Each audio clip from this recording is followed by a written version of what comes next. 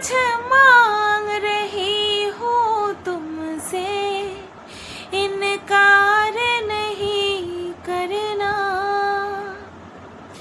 इन्हें भी ले जाओ साथ अपने, ये सांसें मेरी जो काम आए।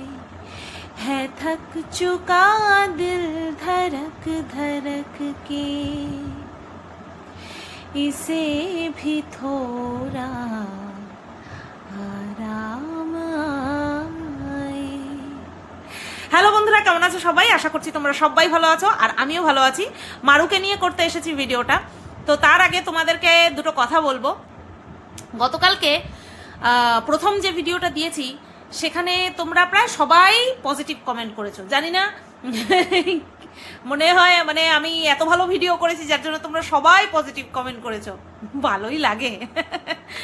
তো চাই সবসময় সঠিকটাই করতে, হয়তো পরিস্থিতি সঙ্গ দেয় না, যার জন্য কিনা আমার কিছু কিছু কথা মানুষের কাছে নেগেটিভ ভাবে চলে যায়, বাট আমি কিন্তু বলি পজিটিভলি, ঠিক আছে? তো চলো মারুকে নিয়ে ভিডিওটা করা স্টার্ট করি। আচ্ছা, মারুর গতকালকের ভিডিওর টাইটেল থাম্বনেল দেখেই আমি বলেছি এতদিন পরে গিয়ে এই আস্তে আস্তে এরা বলা শুরু করলো। পুরো প্রেগনেন্সি জার্নিতে খাওয়া দাওয়া দেখিয়েছে, আর পাবলিকও বলেছে খাওয়া দাওয়া নিয়ে।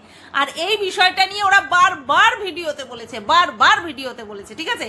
আর সেটা আফটার ডেলিভারিও সেটা কন্টিনিউ আছে। আমিও ভাবছি নিশ্চয়ই বাড়ি আসবে, তারপরে এক এক করে উত্তর দেওয়া শুরু করবে। হ্যাঁ, যেরকম ভাবা সেরকমই কাজ করে ফেলেছে ওরা, ঠিক আছে? তো চলো ভিডিও শুরুর থেকে শুরু করি। ভিডিও শুরুতেই দেখলাম মারু আবার ওড়নালেস হয়ে বসে পড়েছে, ভেতরে ইনারওয়্যার পরতে পারছে না, আর সেটা বিভৎস বাজে লাগছে দেখতে। যেহেতু ও হেলদি, আমি তোমাদেরকে বলেছি গতকালকে, বিভৎস বাজে লাগছে দেখতে। সোশ্যাল মিডিয়াতে থাকতে গেলে বেশ কিছু নিয়মাবলী আমাদেরকে ফলো করতে হয়। যদি আমরা কেয়ারলেস হয়ে যাই সেই ব্যাপারটা সম্পূর্ণ আলাদা। যদি আমরা আমাদের মান সম্মান সম্ভ্রম এগুলো বজায় রাখতে যাই না, তাহলে কিন্তু আমাদেরকে এই জিনিসগুলো খেয়াল রাখতে হয়। আমি অফ ক্যামেরাতে আমি যেরকম খুশি থাকবো, লোকে আমাকে কিছু বলতে আসবে না, ঠিক আছে? এটাই যদি আর 5 জনের মধ্যেও থাকতো তাহলে ওকে কিন্তু এই জিনিসগুলো মেনে চলতে হতো। হ্যাঁ, কিন্তু ও যেই পরিবেশে রয়েছে সেখানটাও মনমানি করছে, সব কিছুতে মনমানি করছে, ঠিক আছে? তো সে তার ফল কিন্তু ভুগছে, ও বুঝতে পারছে না, সেটা আমি আজকে এই ভিডিওতে কিন্তু বলবো। আচ্ছা, প্রথমে দেখলাম কি ওইভাবে বসে রয়েছে, আর মধু আন্টি খাওয়ার থালা সাজিয়ে নিয়ে পুরো বিছানায় রাখতে গেছে। মারু সেটাকে হাতে ফটাৎ করে ধরে ফেলেছে। আচ্ছা, খাওয়ার মধ্যে কি ছিল, এই ফুটেজটা ছিল আগের দিনে, সেটা মারু আমাদেরকে দিয়ে ক্লিয়ার করে দিয়েছে, ঠিক আছে? তো এবার খাওয়ার মধ্যে অনেক কিছুই ছিল, সবই পাতলা করে দিচ্ছে, দেখতেই পাচ্ছি পুরো পাতলা ঝোল করে দিচ্ছে। মধু আন্টি যে এইভাবে রান্না করে দিচ্ছে, ওই বাচ্চাটার কপাল ভালো, কারণ দুজনেরই খুব কষ্ট হয় এরকম খাবার দাবার খেতে, ঠিক আছে?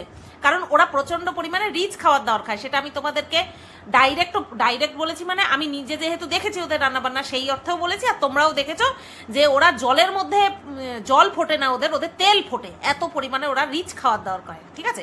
আচ্ছা, তো দেখলাম ওরকম খাটের মধ্যে দিচ্ছে।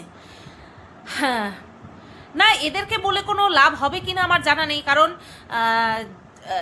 যে কিনা নিজে খোদ মা, তার ঘরে নাতি, তারপরে সে এইসব বিষয়ে স্পেশালিস্ট, সে যখন এই সমস্ত দিকে কোনো রকম কোনো দৃষ্টিপাত করছে না, ঠিক আছে? খাটের মধ্যে খাবার দিয়ে দিচ্ছে, খাটের মধ্যে খেতে গেলে একটা দানা হলেও তো পড়বে, আর সেই দানার মধ্যে আর সমস্ত কিছুই কিন্তু ঝোল। ধরো সেই ঝোলটা পড়লো, সেই ঝোলটাকে কি করতে পারবে, যদি নজরে পড়ে তাহলে হাত দিয়ে এরকম কাচিয়ে নিতে পারবে, কিন্তু ওই জায়গাটায় যে ঝোলের মধ্যে যেই সমস্ত রয়েছে মাল মশলা, মানে তেল মশলা যাই বলো না কেন, সেটা যে রয়েছে সেটার মধ্যে ব্যাকটেরিয়া আসবে, তাই তো? সেটার মধ্যে ব্যাকটেরিয়া আসবে, আর ব্যাকটেরিয়া হলে পরে কি হবে না হবে সেটা তো তোমরা সবাই জানো। তার জন্য আমাদেরকে ওই সমস্ত জিনিস যদি ঘরের মধ্যে খেতেও হয়, খাটের মধ্যে খেতেও হয়, তাহলে নার্সিংহোমে যেভাবে খেয়েছে, যে একটা টেবিল মতন ছিল, সেরকমের একটা ব্যবস্থা করলেই তো হয়ে যায়। এখনো বাইরে গিয়ে নাকি খেতে পারছে না, এদিকে আমি তো দেখছি ও পুরো ঘর ঘুরছে, ও বারান্দায় গিয়ে খেতে পারছে না, ঠিক আছে? টেবিলটাকে একটুখানি টেনে নিয়ে আসুক, ঘরে বসুক, টেবিলের মধ্যে বসে খাক, সেটাও হচ্ছে না। খাটের মধ্যে নিয়ে খাচ্ছে। আচ্ছা চলো খাটের মধ্যে নিয়েই খাচ্ছে, একটা বড় টেবিল টুল টাইপের, একটা বড় টুল টাইপের খাটের মধ্যে উঠিয়ে দিলেই হয়ে যায়, তারপরে সেই টুলের মধ্যে খাওয়ার থালাটা নিয়ে রাখলেই হয়ে যায়। কিন্তু না, এই ন্যূনতম বোধটুকু ওদের মধ্যে নেই। ওরা খাটের মধ্যেই রাখছে আর সেখানেই খাওয়া দাওয়া করছে। মারু যদিও বা হাতে খাওয়ার থালাটা তুলে নিয়েছে, কিন্তু তারপরেও বোঝা যাচ্ছে যে ও খাটে বসেই খেয়েছে। হয়তো খাওয়ার থালাটা নিচে রাখেনি, তাতে কি, খাওয়ার হাতে নিয়ে তো খেয়েছে, আর একটু আধটু পড়তেই পারে। এই জিনিসগুলো মানতে হয়। আমরা বড়রা আমরা অনেক কিছু না মানলেও চলে, কারণ আমরা বড় হয়ে গেছি, আমাদের ইমিউনিটি পাওয়ার অনেক বেশি পাওয়ারফুল। তার মধ্যে হচ্ছে তোমার অতটা না মানলেও আমাদের চলে, বড় হয়ে গেলে অতটা না মানলেও চলে। কিন্তু যেখানে একটা সদ্যজাত শিশু যে কিনা আমাদের আমি তো আমাদের হিন্দু মতে দেখেছি অশৌচের মধ্যে দিয়ে যাচ্ছে, অশৌচ না, আতুর আতুর আতুর sorry sorry sorry sorry sorry আতুর আতুরের মধ্যে দিয়ে যাচ্ছে, আতুর বলে। তো সেই অবস্থাতে এরকমভাবে মানামান্তি কিছুই করছে না, যেখানে কিনা মানে বাইরের হাওয়া বাতাস পর্যন্ত লাগানো যায় না, একটা ঘরের মধ্যে পুরো থাকতে হয়। ঠিক আছে, এরকমটা আমি দেখেছি, শুনেছি, আর আমি করতেও দেখেছি, মানুষকে করতেও দেখেছি, এরকম মেনে নিয়ে করতে দেখেছি। তো ওদের মধ্যে কোনো মানামান্তি কোনো কিছুই আমি দেখছি না, শুরুর থেকে কোনো কিছুই মানামান্তি দেখছি না। যাই হোক, এত পর্যন্ত সব কিছু ঠিকঠাকই আছে। এবার অসুবিধা তো শুরু হয়েছে, অসুবিধা হয়নি এটা বলা ভুল। মারুর গর্ভকালীন অবস্থাতে ওকে বারবার ডেলিভারি ডেট দিতে পারছিল না ডাক্তার। কেন? ওর লিভারের প্রবলেম হচ্ছিল। আর এই লিভারের প্রবলেমটা কিসের থেকে হচ্ছিল? অতিরিক্ত পরিমাণে খাওয়া দাওয়ার অনিয়ম করার জন্য ওর মধ্যে হচ্ছিল। কিন্তু তারপরেও ও কি বলে গেছে, সমানে বলে গেছে, প্রেগনেন্ট অবস্থায় থাকাকালীনের কথা বলছি, সমানে বলে গেছে আমার ডাক্তার এটা খেতে বারণ করেনি, আমার ডাক্তার ওটা খেতে বারণ করেনি। তাহলে লিভারের প্রবলেম শেষের দিকে কেন হলো? লিভারের প্রবলেমটা শেষের দিকে কেন হলো? এই কারণের জন্যই হয়েছে। ও যদি সাদা মাটা প্রোটিন সমৃদ্ধ খাবার খেত তাহলে তো এরকম হতো না। ও দুদিন ছাড়া ছাড়া বাইরে বেরিয়েছে, দুদিন ছাড়া ছাড়া বাইরের খাবার খেয়েছে, ওর এটা খেতে ইচ্ছে করছে, ওর ওটা খেতে ইচ্ছে করছে, ওর সমানে নিজের শরীরের উপরে কিন্তু অত্যাচার চালিয়েছে জীবকে প্রায়োরিটি দিয়ে। আর তার ফলস্বরূপ কিন্তু পরবর্তী পর্যায়ে কিন্তু ও ভুগেছে। ঠিক আছে, সেটা হয়তো ও বুঝতে চাইছে না, কিন্তু ও ভুগেছে। এখন আফটার ডেলিভারিও সেটা কিন্তু অব্যাহত রেখেছে। তো যাই হোক, যেটা বলছিলাম যে এইভাবে বিছানায় খাবার খাওয়া তো উচিতই না, সেখানটায় ও কিছুই মানছে না। আচ্ছা, খাবার দাবার খেলো, তারপরে কি দেখলাম, তারপরে একটুখানি ওই হাঁটা চলা করছে, না হাঁটা চলা করার আগে তারপর পরের দিনের ভিডিওতে শিফট হলো। ওটা তো আগের দিনের ভিডিওর পার্ট আমাদেরকে দেখালো। তারপরে দেখলাম যে চা দেখালো, চা বিস্কুট দেখালো, আর বললো যে কি সারা রাত ঘুম হয়নি। এটা সবে শুরু না, পার্সোনাল এক্সপিরিয়েন্স নেই, বাট বহুত দেখা আছে যে এ তো তাও আতুর ঘরে ওর বাচ্চা রাত্রেবেলা কান্নাকাটি করছে। ঠিক আছে, কান্নাকাটি করছে। আমি এটা দেখেছি, এটা কিন্তু মারুর জন্য পজিটিভ সাইন। আমি এটা ম্যাক্সিমাম ক্ষেত্রে দেখেছি যে যেই সব বাচ্চারা আতুর ঘরে রাত্রেবেলা ঘুমায় না, তারা কিন্তু আতুর উঠে গেলে তারা রাত্রেবেলা ঘুমায়। এটা মারুর জন্য পজিটিভ সাইন। আমি এরকম নিজের চোখে দেখেছি যে আতুর ঘরে বাচ্চা খুব ঘুমিয়েছে, মাও ঘুমিয়েছে, বাচ্চাও ঘুমিয়েছে, কিন্তু যেই আতুর উঠে গেল সারা রাত জাগিয়ে রাখতো, সারাটা রাত। তো জানি না মারুর ক্ষেত্রে কি হবে, বাট এরকমটা আমি দেখেছি। ঠিক আছে, যে আতুর ঘরে যেরকম থাকে বাচ্চার নেচার, আতুর কেটে গেলে ঠিক তার অপোজিট হয়ে যায়। তো এটা হলেই ভালো হবে, মারুর বাচ্চা যদি রাত্রেবেলা ঘুমায় তাহলে ওর ঘুমটাও পরিপূর্ণ হবে, খুব সুস্থভাবে থাকবে। আচ্ছা, তা বলছে যে সারা রাত ঘুমায়নি, মারুর বড় আর কি এবার বুঝতে পারছে। নার্সিংহোমে 6 দিন 7 দিন, বাচ্চা তো ছিল অন্য জায়গায়, হ্যাঁ, খুব সুন্দর পিকনিক, একেবারে হলিডে পালন করেছে। হ্যাঁ, বলছিল না মারুর বর যে ভালোই হচ্ছে, আমার তো বেশ ভালোই হচ্ছে, দোকানে যেতে হচ্ছে না। আর মারু চোখটা গরম করে দিয়েছে। আর তখন বলছে না, মানে ওই কাজটা বন্ধ আছে, আমি এখানে তো কাজ করছি। এখানে কি কাজ করেছে? এখানে কি কাজ করেছে? তো যাই হোক, তা এবার বুঝতে পারছে যে রাত্রেবেলা জাগা কাকে বলে। দুদিন পরে এটা দেখতে না পাই আমরা যে মারু এখানে আছে আর মারুর বর বাপের বাড়িতে গেছে, মানে মারুর বর নিজের বাপের বাড়িতে গেছে, এটা আমরা দেখতে না পাই। ঠিক আছে, আচ্ছা, কারণ ভালো হাজবেন্ড হিসেবে তো প্রচুর নাম কামিয়ে ফেলেছে, এবার বাবা হিসেবে আমরা দেখবো, তাই না? প্রচুর মানুষ তো আবার আমার বরের সঙ্গে মারুর বরের তুলনা করছে। যাই হোক, আমি এই বিষয় নিয়ে বিশ্লেষণ করতে চাই না, একেবারে ইউজলেস টপিক, তো সেই কারণে আমার দ্বারা সম্ভব না এটা করা। আচ্ছা, তারপরে কি বলছি, হ্যাঁ এটা দেখালো, দেখানোর পরে মারুর বর বলছে ঘুম ঘুম পাচ্ছে, ঘুম হচ্ছে না। এটা সবে শুরু রে, এটা সবে শুরু। এই কষ্টকর অভিজ্ঞতার মধ্যে দিয়ে প্রায় প্রত্যেকটা বাবা মাকে যেতে হয়, তোদেরকেও যেতে হবে। আপ টু 6 মান্থ বা তার থেকেও বেশি হয়তো এরকমটা তোদের সঙ্গে যাবে, কারণ বাচ্চা যখন ঘুমাবে তখন তার ঘুম তোরা কাটিয়ে দিতে পারবি না, যে না এখন তুই ঘুমাস না, রাত্রেবেলা ঘুমাবি, সেটা সম্ভবই না, সেটা করলে বাচ্চার ক্ষতি হবে। সুতরাং এই পরিস্থিতির মধ্যে দিয়ে তোদেরকে যেতে হবে বেশ কয়েক মাস বা বছর। তো এটার সাথে সাথে সাথে ধীরে ধীরে তোরা অ্যাডজাস্ট হয়ে যাবি, অসুবিধা হবে না আশা করি, কারণ প্রত্যেক বাবা মার উপর দিয়ে সেটা যায়। আমি হইনি, বাট আমি দেখেছি, সেই কারণের জন্য বলছি। আচ্ছা, তারপরে কি দেখলাম, তারপর মারু একটুখানি উঠে হাঁটাফাটা করছে, যখনই সময় পাচ্ছে তখনই নাকি হাঁটছে, বেশ ভালো, হাঁটাফাটা করলে ভালো। তারপরে শুয়ে পড়েছে, মারু শুয়ে পড়েছে, বলছে ঘুম হচ্ছে না একটুও। তারপরে বলল যে ঘুমিয়েছি, আমি দুপুরবেলা ঘুমিয়ে পড়েছি, আমাকে কিন্তু আর ডাকছে না, বা এইটাও বলেছে। আমি হয়তো একটু কথা এদিক ওদিক হয়ে যেতে পারে, মানে সময়টা এদিক ওদিক হয়ে যেতে পারে, বাট কথাগুলো আমি এক্সাক্ট বলছি। তা মারু বলছে যে সকালবেলা উঠলে পরে ওর খুব কষ্ট হচ্ছে, ওর ব্যথাটা কিছুতেই কমছে না, ওর এত ব্যথা হচ্ছে। আমি মারুকে একটা কথা বলি, মারু তোরা কি বলতো, তোরা ভাবছিস যেটা ডাক্তার বলছে সেটাই বেদ বাক্য। এই বিষয়টা নিয়ে আমি পরে আসছি ডিটেলসে। আমি তোকে একটা কথা বলি, আমার ভাসুরের মেয়ে, মানে আমার ভাসুর ঝি, ঠিক আছে, সে আমার যখন বিয়ে হয়েছে সে প্রেগনেন্ট ছিল, আমার আগে বিয়ে হয়েছে তার, আমার থেকে 2 বছরের ছোট ছিল বয়স তার। তো তার আমার যখন বিয়ে হয় তখন সে প্রেগনেন্ট। এইবার খুব স্বাভাবিকভাবেই তার যখন বাচ্চা হয়েছে, আমি তার নাম হচ্ছে টুকাই, ভালো নাম, এই ডাক নাম হচ্ছে টুকাই, ঠিক আছে। তো টুকাইকে দেখেই আমি বলেছিলাম, এরকম দেখেই বলেছিলাম, যেরকম কিনা মারুর প্রথম দিকেই দেখে বলেছিলাম যে ওর ছেলে হবে, ঠিক তেমনি টুকাইকেও বলেছিলাম তোমার না ছেলে হবে, জানো তো। বলছে তাই? আমি বললাম হ্যাঁ তোমার ছেলে হবে। তো সত্যি সত্যিই ছেলে হয়েছে। 6 দিনের মাথায় ওই বাচ্চারাও কিন্তু জন্ডিস হয়েছিল, ঠিক আছে। তারপরে পরবর্তীতে আবার বাড়িতেই মনে হয় কোনো ট্রিটমেন্টের ব্যবস্থা করেছিল টুকাইয়ের হাজবেন্ড। তো এবার যখন এসছে, তোমরা বিশ্বাস করবে না, মারু কাতরাচ্ছে, তো মারু রীতিমতন কাতরাচ্ছে। আর টুকাইকে আমি দেখেছি বাড়িতে এসে সোজা বাথরুমে ঢুকে গেছে, সোজা বাথরুমে ঢুকে শুধুমাত্র পেটের ওই জায়গাটুকু বাদ দিয়ে জল দিয়ে হাত ফাত ধুয়ে নিয়ে এইটুকু জায়গা প্লাস্টিক দিয়ে র্যাপ করে নিয়ে পুরো ফ্রেশ হয়ে, ওইটুকু জায়গা যাতে না ভেজে, পুরো ফ্রেশ হয়ে বেরিয়ে অন্য জামা কাপড় পরে তারপরে ঢুকেছে। নিজের চোখে দেখেছি।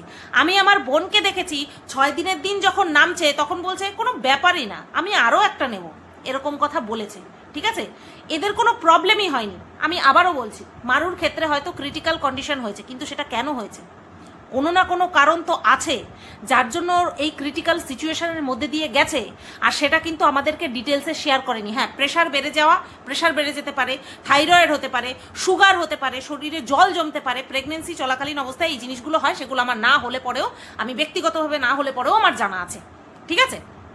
তো এই সমস্ত বিষয়গুলো কিন্তু হয়। কিন্তু লিভারের প্রবলেমটা কেন হয়েছিল, লিভারের প্রবলেমটা কেন হয়েছিল? প্রেশার যদি বেড়ে যায় তাহলে কোনো অপারেশন পর্যন্ত করা যেতে পারে না। তাহলে মারুর প্রেশার কমানোর জন্য কোনো ওষুধ কেন দেওয়া হয়নি? নাকি সেই পজিশনে ওষুধ দেওয়ার মতন কোনো অবস্থাই ছিল না? এটাও হতে পারে, কারণ প্রেগনেন্সি চলাকালীন বেশ কিছু ওষুধে কিন্তু আমাদের রেস্ট্রিকশন পড়ে যায়, তাই তো।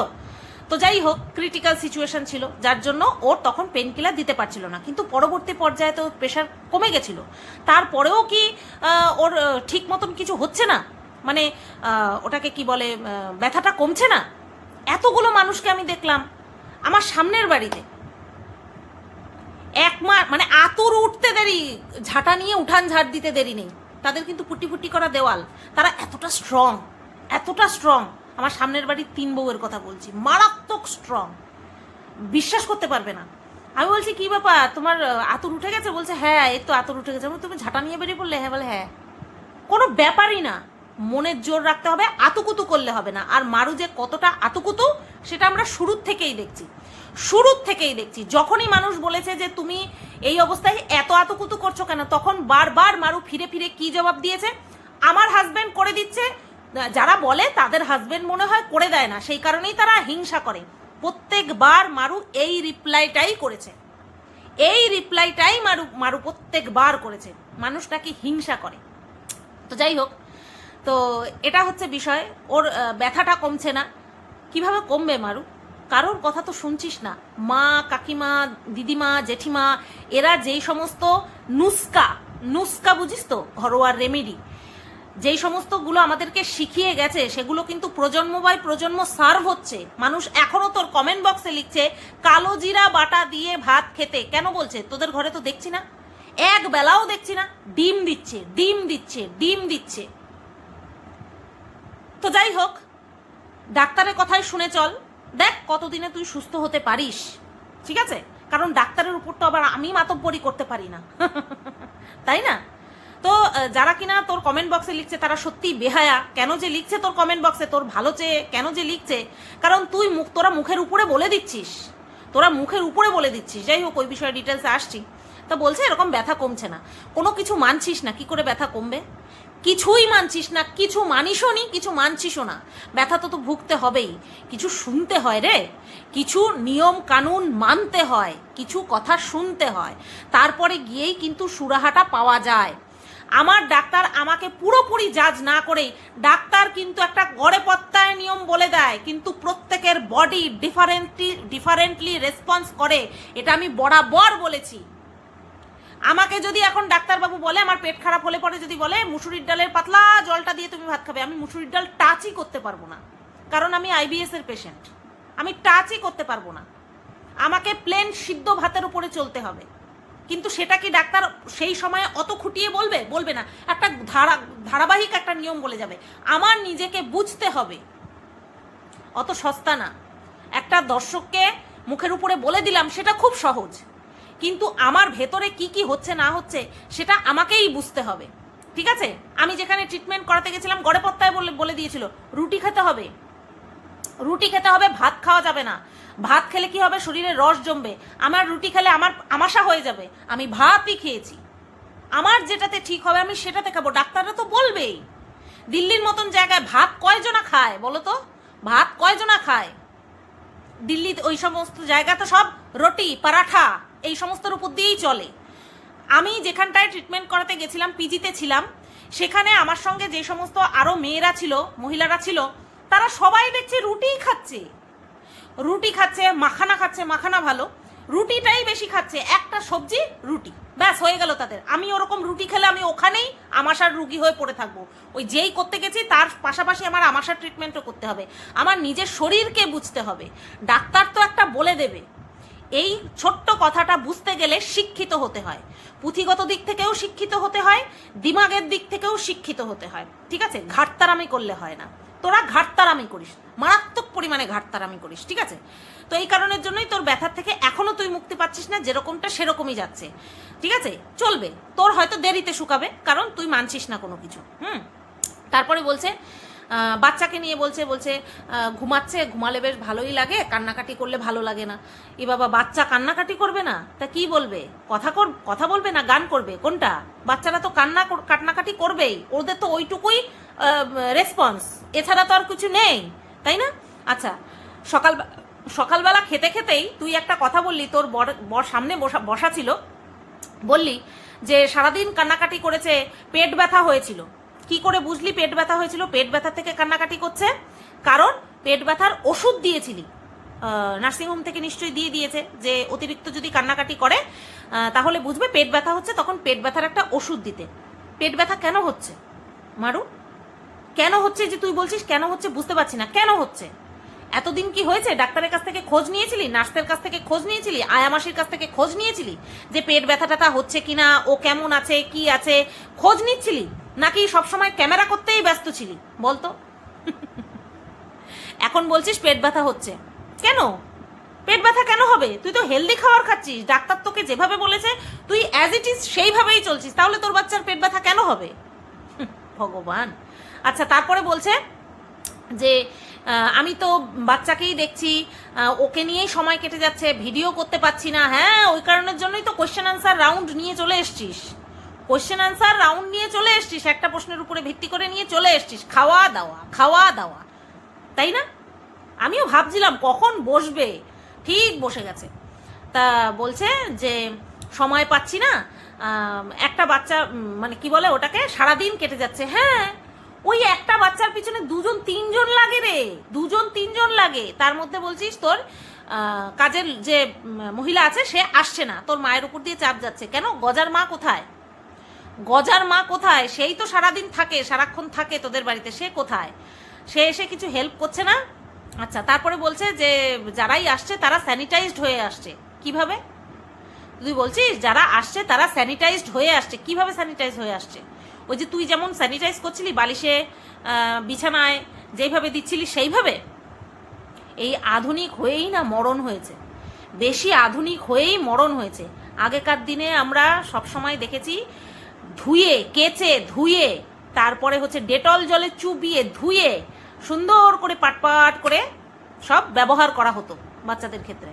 ঠিক আছে, আমি আমার মাকে দেখেছি বর্ষাকালে ওই কাঁথাটাকে ধুয়ে নিয়ে, তখন তো কাঁথা বা ন্যাকড়া যাই থাকতো, সেগুলোকে হেরিকেনের ওপরে দিয়ে শুকিয়ে শুকিয়ে তারপরে আবার দিত। আমার ছোটো বোনের সময়, আমি বললাম না আমার ছোটো বোন যখন হয়েছে আমি তখন তেন্দর, আমি সব বুঝি ইন দ্য সেন্স এইগুলো মনে আছে এখনো, সেই রকম জ্ঞান হয়েছে। ঠিক আছে, তো এই তো গেল মারুর কথাবার্তা। তা খাওয়া দাওয়া নিয়ে যখন বলছি, খাওয়া দাওয়াটা নিয়ে আগে বলে নিই। রাত্রেবেলা কি খাওয়ার দাওয়ার দেখলাম? রাত্রেবেলা দিতে দেখলাম হচ্ছে যে রুটি, আটার রুটি, আর সাথে ওই সোয়াবিনের সবজি, আর যেন কি ছিল, যাই হোক যাই ছিল, আর ডিম খাওয়া নিয়ে মারু বলছে যে যখন বাচ্চা পেটে ছিল তখন আমি ডিম খেতেই পারতাম না, কামড়ে কামড়ে আমার বমি উল্টে আসতো, কিন্তু এখন আমার ডিমটা বেশ ভালোই লাগছে। আসলে তখনও যদি রেস্ট্রিকশনের মধ্যে থাকতি তখনও তোর ডিম খাওয়াটা অভ্যাস হয়ে যেত। কারোর কথা শুনিসনি, যাতে করে মনমানি করতে পারিস তার জন্য একা ছিলিস, মনমানি যাতে করতে পারিস তার জন্য একা ছিলিস। আমি যেহেতু তোকে কাছ থেকে চিনি, তোর মনো বাসনা যা যা ছিল সেটা যেহেতু আমি জানতাম, তার জন্য কিন্তু আমি বলেছিলাম তুই কখনো বন্ধনের মধ্যে আবদ্ধ থাকবি না, তোর যখন ইচ্ছা, মানে এক কথায় উড়নচণ্ডী একটা লাইফস্টাইল কাটাবি। সেই কারণের জন্যই তুই গর্ভাবস্থায় ডিম খাওয়াটা অভ্যাসে পরিণত করতে পারিসনি। আমার ইচ্ছা, আমি খাবো না, আমার ভালো লাগছে না। যদি কেউ জোর করতো খেতেই হবে তোমাকে, তোমার জন্য না তোমার বাচ্চার জন্য খেতেই হবে, তখন খেতিস। যেরকম কিনা এখন এই নার্সিংহোমে সকালবেলা ব্রেড, বাটার, তারপরে হচ্ছে ডিম, কলা, এগুলো খাইয়ে খাইয়ে অভ্যস্ত করে দিয়েছে। এখন ডিম দিব্যসে খাচ্ছিস, ঠিক তখনও সেরকমই হতো, কিন্তু মানবি না তো, শুনবি না তো তুই। ঠেলায় পড়ে তারপরে মানবি, তারপরে শুনবি। আচ্ছা, দেখছি আটার রুটি খাচ্ছে রাত্রেবেলা। আটার রুটি, আটার রুটিতে আটাতে ফাইবার থাকে, যেটা কিনা হজম হতে সময় লাগে। যদিও বা ওর এখন খিদে অতিরিক্ত পরিমাণে পাবে, হজম হয়ে যাবে, তারপরেও কি হবে বলতো? গ্যাস। আর তারপরে কি হবে বলতো? বাচ্চার পেট ব্যথা। তারপরে মারু বুঝতেই পারবে না কেন পেট ব্যথা হচ্ছে, কারণ মারুকে তো বলেছে ডাক্তারবাবু সব খেতে বলেছে। তোমাদের কথা শুনবো নাকি ডাক্তার যেটা বলেছে সেটা শুনবো? মারু ঠিক এইরকম রিয়াকশন দিয়েছে। ঠিক আছে, তো যাই হোক, এবার চলে আসি প্রশ্ন উত্তর রাউন্ডে। তো মারুর বর বলছে যে কেউ কেউ আমাদেরকে বলেছে, যখন ওরা নার্সিংহোমে ছিল তখন বলছে তোরা অশিক্ষিতের মতন খাবার খাচ্ছিস, ঠিক আছে, এত খাচ্ছিস, অশিক্ষিত বলেছে। এই কথাটাকে মারুর বর বিশ্লেষণ করেছে, শোনো। বলছে আমরা বেশি বেশি খাচ্ছি, তাতে যদি করে আমরা অশিক্ষিত হই, তাহলে ফুটপাতে যারা খেতে পায় না তারা হচ্ছে বেশি শিক্ষিত। কার থেকে? যে কিনা কমেন্টটা করেছে তার থেকে বেশি শিক্ষিত। মুখে শুধু মিষ্টতা বজায় রেখে সেই পুরনো অভ্যাসটা, ওই যে পেছনে বুড়িমার বোম গুজে দেওয়া, বরাহনন্দন, হ্যাঁ, যে জন্ম দিয়েছে সে ঠিক না, বা যে জন্ম হয়েছে সে ঠিক না, সেই সমস্ত বিষয়গুলো আবারও চলে আসলো। মানুষের মুখকে কোনোদিনও মুখোশের আড়ালে বেশি দিন ঢেকে রাখতে পারে না। আমি এই কারণের জন্য বলি, এই যে সবাই বিশাল ভাগ্য করে পেয়েছে মারুর বরকে, না, কর্মঠ, বাট ওকে আদর্শ একটা ছেলে বলা যায় না, ওকে আদর্শ একটা ছেলে বলা যায় না। যদি ও এতই ভালোবাসতো মারুকে, তাহলে মারুকে ওইভাবে ছেড়ে যেত না দুইবার, চোখের জলে নাকের জলে ওইভাবে কাঁদাতো না দুইবার। ঠিক আছে, ও যদি অতই ভালোবাসতো, দেখেছে মেয়ের ইনকাম ভালো হবে, মেয়ের একটা চ্যানেল আছে, এর ভালো ইনকাম হবে, আমার বেশ ভালো হয়ে যাবে, চলে যাবে, নতুবা রেজিস্ট্রি অফিসে গিয়ে কখনো 15 লক্ষ টাকা লোন তুলবে দোকানের জন্য, সেটা মাথায় আসে কারোর? আচ্ছা যাই হোক, কথাটা এটা বললো যে আমরা যদি বেশি খাই, আমরা যদি অশিক্ষিত হই, তাহলে ফুটপাতে যারা কম খেয়ে থাকে তারা হচ্ছে শিক্ষিত, যে কমেন্ট করেছে তার থেকে। কাদেরকে বলেছে? যে কমেন্টটা করেছে কাকে বলেছে? এ তো আদ্যপান্ত অশিক্ষিত। কেন বলছি কথাটা? মানেই বোঝেনি। বেশি বেশি খাওয়ার কথা ওইভাবে বলে তোদেরকে অশিক্ষিত বলেনি। কোনটা খাওয়া উচিত কোনটা খাওয়া উচিত নয় সব সময় খাই খাই করলে পরে তাকে অশিক্ষিতই বলা হয়। সেই সেন্সে তোদেরকে অশিক্ষিত বলেছে, সেই সেন্সে বলেছে। কিচ্ছু মানিসনি, কিচ্ছু মানছিস না, সেই কারণে তোদেরকে অশিক্ষিত বলেছে। আর তুই বোঝালি, দেখ ফুটপাতের লোকের থেকেও খারাপ তাকে তুলনা করে দিলি। এটাই হচ্ছে তোর আসলিয়াত, এটাই তোর আসলিয়াত। মানুষের সম্পর্কে নোংরা নোংরা মন্তব্য করা, বিশেষ করে যে বা যারা উপকার করবে তাদেরকে মাটির সঙ্গে মিশানোর জন্য চিন্তা ভাবনা করা, তাদের সম্পর্কে নোংরা নোংরা মন্তব্য করা, এটা হচ্ছে তোদের আসলিয়াত। সেটা আবারও প্রমাণ করে দিলি তুই, ঠিক আছে? আবারও প্রমাণ করে দিলি। অতিরিক্ত খাই খাই করেছিস, সেই কারণের জন্যই তো তোর পেটটা খারাপ হয়েছে। তোর পেট খারাপ কিসের জন্য হয়েছিল? তুই তো নার্সিংহোমে থাকাকালীন তো তোর পেট খারাপ হয়েছিল। মারুর বরের কথা বলছি। তো পেট খারাপ হয়েছিল কিসের জন্য হয়েছিল? তুই যদি ভালোভাবে খাবার খেতিস, হ্যাঁ, যে আমি পিকনিক করতে গেছি, আমি যদি এখানটায় উগ্র খাবার খেয়ে ফেলি, আমার যদি কিছু হয় বউকে কে দেখবে? সেটা তো মানিসনি। ও আবার বলছে নার্সিংহোমে ওইটুকু কেবিনের মধ্যে ছিলাম, ওখানটায় আমরা কি বা দেখাবো? মারু 10 বার বাথরুমে যাচ্ছে, সেটা দেখাবো? কে বলেছিল তোদেরকে ভিডিও লেন্থ 32 মিনিট করতে? কে বলেছিল? কে দেখতে চেয়েছিল মারু দাঁত মাজছে আর মাজনগুলো ফেলছে? হ্যাঁ, কোনো ঘৃণা পিত্তি বলে তো তোদের নিজের কিচ্ছু নেই, কিছুই নেই। তাই বলে কি মানুষের নেই? যারা দেখছে তাদের নেই? এইগুলো দেখিয়ে দেখিয়ে ভিডিও লেন্থ বড় করতে কে বলেছিল তোদেরকে? কেউ তো বলেনি। যে তুই যে বলছিস কি দেখাবো, কেউ তো এতটা ডিটেলসে দেখতে চায়নি। তোরা ডিটেলসে দেখিয়েছিস। তোরা তো কেবিনটা নিয়েই ছিলিস এইভাবে পুরো ফ্রিলি ভিডিও করে টাকা উপার্জন করার জন্য, তাই না? তোরাই তো চেয়েছিস ভিডিও করতে। কি দেখাবো? আচ্ছা মুশকিল, আমরা কি দেখতে চেয়েছিলাম? কেউ কি দেখতে চেয়েছিল মারু কি করে দাঁত মাজে? কেউ দেখতে চায়নি। আচ্ছা, একজন দেখলাম আমার কমেন্ট বক্সে মনে কমেন্ট করেছে গিদর, হ্যাঁ, কিছু মানে না, ওই নার্সিং হোম থেকে ডাইরেক্ট তোমার ঘরে ঢুকে বিছানায় বসে পড়েছে, সেই বিষয়টা নিয়ে আমি তোমাদেরকে একটা কথা বলি। গোবরডাঙ্গায় থাকাকালীন মারু একদিন বলেছিল যে ও স্নান করতে গিয়ে মাঝে মধ্যে ফেস ওয়াশ ব্যবহার করতে ভুলে যায়।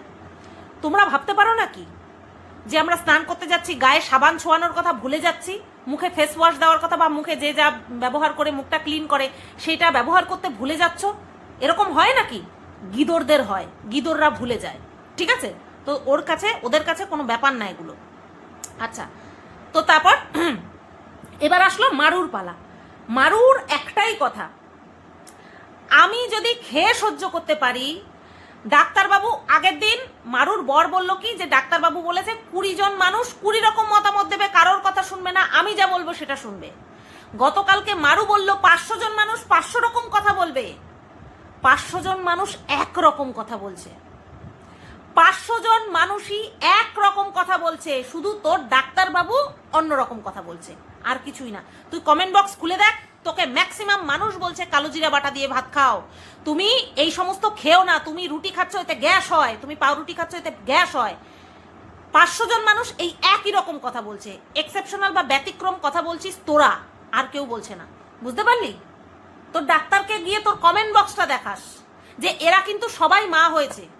হ্যাঁ, ও এর মাঝে আবার মানুষ শুয়ে শুয়ে বলছিল না যে এই ব্যথা যে কি ব্যথা, এর উপর দিয়ে যারা গেছে হয়তো কারোর কম ব্যথা হয়েছে, কারোর বেশি ব্যথা হয়েছে, মানে সিজারের কথা বলছে, কিন্তু যাদের হয়নি তারা বুঝতেই পারবে না। হ্যাঁ অবশ্যই, যার যেটা হয়নি সে সেটা বুঝতে পারবে না, কিন্তু এটাও সত্যি আর 5 জনকে দেখে যার হয়নি সে কমসে কম একটা অভিজ্ঞতা গ্যাদার করতে পারে, ঠিক আছে? এই যে বললি 5 জনের সঙ্গে তুলনা করছিস, আবার বলছিস আমি সেটাই করব যেটা ডাক্তার বলছে। তুই দেখ তোর কমেন্ট বক্সটা দেখ না, সবাই কি ভুল? কারোর কি ওখানে বাচ্চা হয়নি? সবার বাচ্চা হয়েছে। যারা যারা বলছে তোকে, যারা যারা অ্যাডভাইস দিচ্ছে তাদের সবার বাচ্চা হচ্ছে। একটা মিনিট। এটাই বলছি যে যারা যারা তোকে অ্যাডভাইস দিচ্ছে তাদের প্রত্যেকের বাচ্চা হয়েছে, নিজের ব্যক্তিগত অভিজ্ঞতা থেকেই তোকে কমেন্ট করছে, কিন্তু তোরা নাছোড়বান্দা, তোরা বলেই চলেছিস ডাক্তার যেটা বলেছে সেইভাবেই চলবো। ডাক্তার বলেছে কোনো খাওয়ায় বিধিনিষেধ নেই, শুধুমাত্র পাতলা করে খেতে হবে। সত্যিই কি তাই? সব খাবার খেতে পারবি? সত্যিই কি তাই? তাহলে তোর বেবির পেটে ব্যথা কেন হচ্ছে?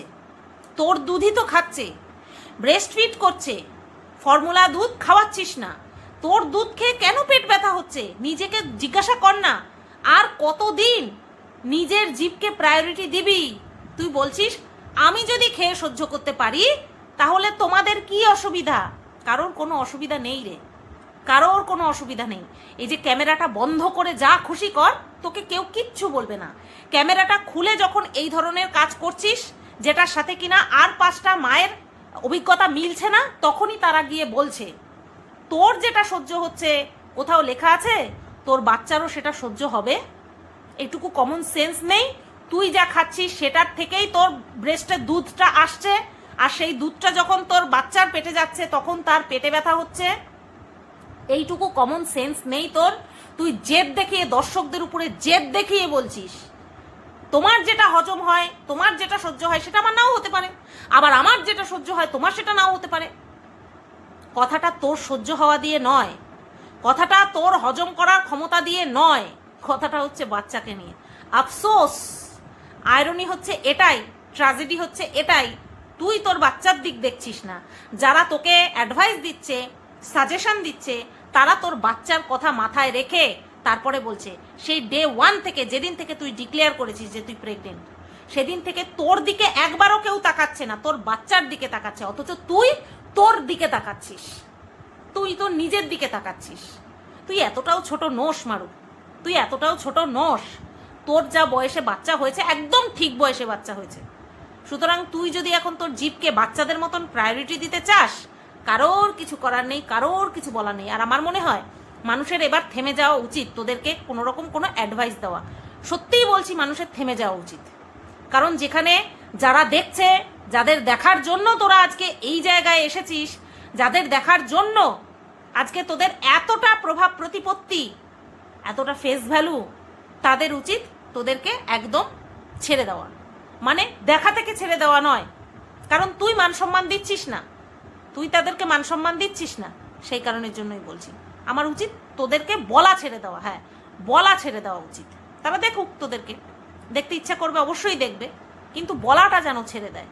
তোরা শুনবি না, কারণ তোরা নিজেদেরকে এতটাই মাতব্বর মনে করিস যে জীবনের প্রথম বাচ্চা হচ্ছে, সেখানে তোরা দুজন রয়েছিস, সেখানে কেউ আসছেও না। আর কাউকে একটা দিনের জন্য তো আমরা দেখতে পারতাম যে মারুর বর নেই, মারুর মা রয়েছে, সেটা হতে দেয়নি। কেন বলো তো? ক্যামেরা করতে হবে, ভিডিও করাতে মধু আন্টি অতটা পটু নয়, সেই কারণের জন্য মারু শুধুমাত্র তার বরকেই অ্যালাউ করেছে। তুমিই থাকবা, কারণ ভিডিওটা তুমিই করবা। ভিডিওই যদি সব কিছু হবে, তাহলে ভিডিওর কমেন্ট সেকশনে যেই মানুষগুলো এসে তোকে এত ভালো ভালো সাজেশন দিচ্ছে তোর ভালোর জন্য, তোর বাচ্চার ভালোর জন্য, সেইগুলো নিতে এত কুণ্ঠিত কেন হচ্ছিস, এত বিরক্ত কেন হচ্ছিস যে সেই কথাগুলোকে নিয়ে কন্টেন্ট বানাতে বসে যাচ্ছিস?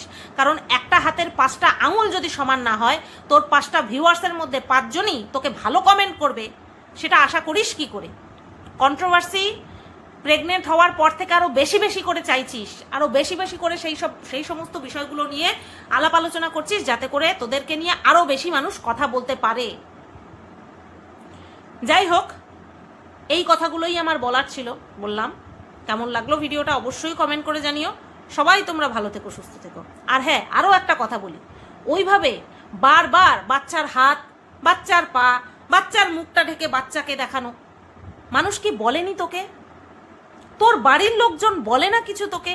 তোর নিজের মাথায় আসে না যে বাচ্চার সামনে এতবার ফোনটাকে নিতে নেই, এতবার ক্যামেরাতে দেখাতে নেই, এতবার ফ্ল্যাশ লাইটটা অন করে বাচ্চার সামনে নিতে নেই? তোকে কেউ বলে না এগুলো? যাই হোক, চলো সবাই ভালো থেকো, সুস্থ থেকো, টাটা।